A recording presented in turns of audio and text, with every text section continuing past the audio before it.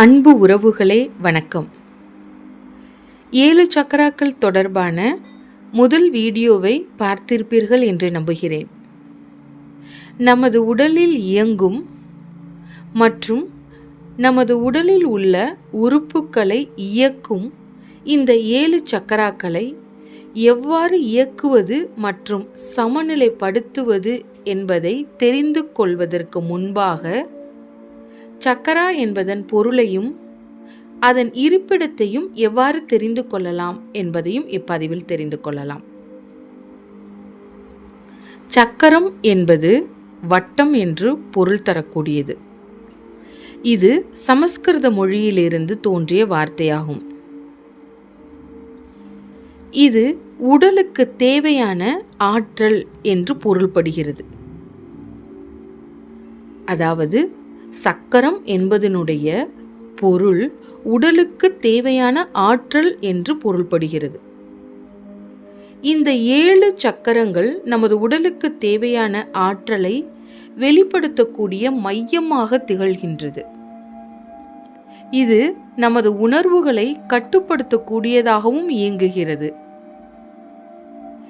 இந்த நம்பிக்கையானது இந்துத்துவம் மற்றும் புத்த மதத்தினர் மூலம் உருவானதாக நம்பப்படுகிறது. மனோ தத்துவ பயிற்சியை மேற்கொள்வது, யோகா தியானங்களில் ஈடுபடுவதன் மூலம் இந்த சக்கரங்களை கண்காணிக்க முடியும். ஒவ்வொரு சக்கரத்திற்கும் சில உடல் பாகங்கள் பிரித்து கொடுக்கப்பட்டு இருக்கிறது. இந்த உடல் பாகங்களின் இயங்கியல், அதாவது இந்த உடல் பாகங்களின் இயக்கம் மற்றும் அதனுடைய ஆரோக்கியத்திற்கு இந்த சக்கரங்களின் சுழற்சி முக்கியத்துவம் வாய்ந்த ஒன்றாகும். நாம் தொடர்ந்து மனோதத்துவ பயிற்சியை மேற்கொள்ளும் போது நமது உடல், மனம் மற்றும் ஆன்மீக வளர்ச்சியில் நல்ல முன்னேற்றம் ஏற்படும். உடலில் உள்ள சக்கரங்களை பற்றி நாம் புரிந்து கொள்வதில் அவசியமான ஒன்று அதன் இருப்பிடங்களை கண்டறிவதாகும்.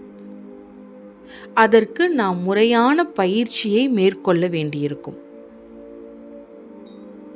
உடலை ஆழ்ந்து நோக்குவதன் மூலம் சக்கரங்களின் இருப்பிடங்களை தெரிந்து கொள்ளலாம். இனி வரும் நமது அடுத்த பதிவில் இந்த 7 சக்கரங்களின் பயன்பாட்டினை பற்றி தெரிந்து கொள்ளலாம். உங்களுக்கான பிரார்த்தனையில் என்றும் நான். நன்றி. வாழ்க வளமுடன்.